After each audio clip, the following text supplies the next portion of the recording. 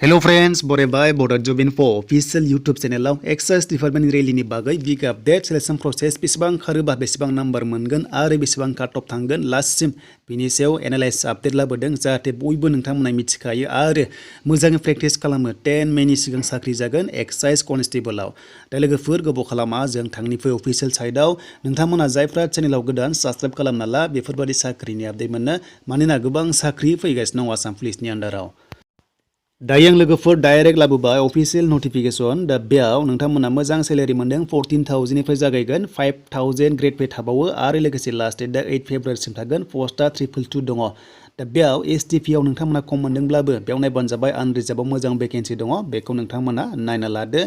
जेराव 222 पोस्टआव नोंथांमोना बाहागो लाथारनांगोन साख्रि लाथारनांगोन बैसोआ 18 निफ्रायनो 35 इयारसिम नोंथांमोना एलिजिबल जादों जेबो टेनसन गैया एसटिफ्रा 35 इयारसिम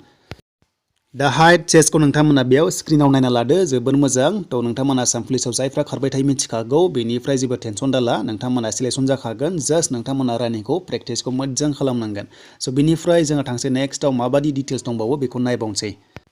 दा बे साख्रियाव फार्स्टआवनो फिजिकेल टेस्ट जागोन जेराव 40 मार्क्सनि दङ लं जाम्प आरो रानिं बे मोननै दङ 40 मार्क्सखौहाय रानदों आरो खारनाया 1600 मिटार्स हौवाफोरा हिन्जावफ्रा 800 मिटार्स आरो बिनिफ्राय मिनिमाम लं जाम्प बारनाया हौवाफोरना 335 सेन्टिमिटार हिन्जावफोरना 244 सेन्टिमिटार बेखौ नोंथांमोना बेसेबां फिट जायो राननोब्ला 30.48 थायो 1 फिटआवहाय नोंथांमोना 30.48 जों राननांगोन अब्लानो नोंथांमोना गासैबो डिटेल्सखौ मोनगोन गाव नोंथांमोना ट्राइ खालामदो बेसेबां ओंखारो बेखौ नायदो दा बयसफोरनि रानिंआ जाबाय नोंथांमोना 1600 मिटार्स दा बेयाव टाइमखौ नायोब्ला 300 सेकेन्डखौ नायोब्ला 60 जों डिभाइड खालामबा नोंथांमोना 5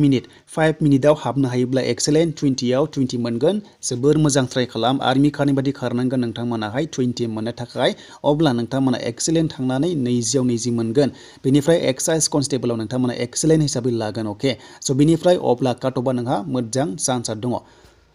स' बेनिफ्राय क्वालिफाइडआ जाबाय लास्टनिया 450 सेकेन्डखौ रानबावदो अब्ला बेसेबां ओंखारगोन नोंथांमोना मोनगोन 7.5 अब्ला नोंथांमोना 10 नाम्बारल' मोनगोन जुदि 10ल' मोनोबा नोंथांमोना क्वालिफाइड जानाय नङा माने काटअफआवहाय क्वालिफाइड जाया बाट मार्क्सखौ मोनगोन 10 अब्लाबो नोंथांमोना चान्स गैया नाथाय गोजौआव लाथारनांगोन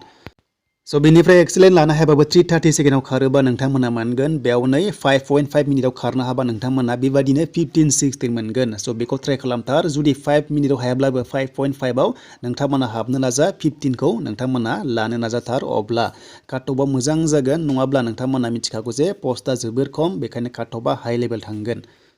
स' बेनिफ्राय हौवाफोरनि काटअफआ 40नि गेजेराव 35आवथ' जाखागोन बेनिफ्राय 36, 37, 38 बेयावनो कास्ट वाइसआव थागोन नोंथांमोना जाहाथे बेखौ मोजां फकास खालामो आरो एक्सेलेन्ट खारनो नाजायो आरो लं जाम्पखौबो नोंथांमोना जाहाथे मोजां खारो बे 1600 मिटार्सआव जाहाथे नोंथांमोना 100% फकास खालामो मानोना नोंथांमोना मिथिखागौ काटअफआ गोजौ थांगोन पस्टआनो जोबोर खम एक्साइज डिपार्टमेन्टआव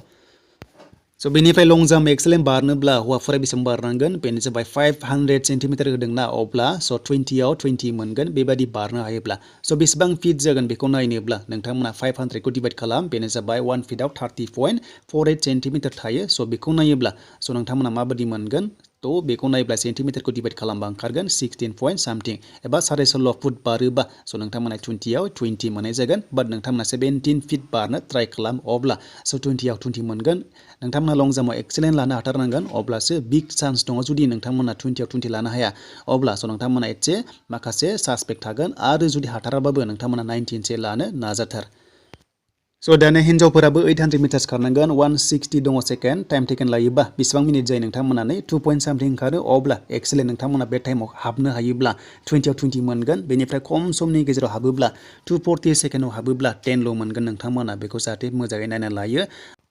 स' बेनिफ्राय मिनिमाम बारोबा जोबोर खम मोनगोन मेक्सिमाम बारोबा मोजां नाम्बार मोनगोन आरो मेक्सिमाम खम समनि गेजेराव खारोब्ला बांसिन नाम्बार मोनगोन आरो मेक्सिमाम टाइमाव खारोब्ला खम नाम्बार मोनगोन रानिंआवहाय दा हमना ला 240 सेकेन्डखौहाय 60 जों डिभाइड खालामबा बेसेबां 4 मिनिट ओंखारगोन बेखिनियाव खारोब्ला जास्ट 10ल' मोनगोन आरो 10 मोनोब्ला बारा चान्स गैया मोजां नाम्बार नोंथांमोना लानांगोन काटअफआव थांनो थाखाय स' बेनिफ्राय ओभारअल सिलेक्सन प्रसेसआ 100 दङ 100नि गेजेराव नोंथांमोना 80+ लाथारनांगोन 80+ लाबासो बेयाव नोंथांमोना एक्साइज कनस्टेबलआव साख्रि दङ एबा चान्स दङ हमना ला 85, 88 गाहाम लानांगोन अब्ला नोंथांमोना एसटिपि हिसाबै बेयाव चान्सखौ मोनगोन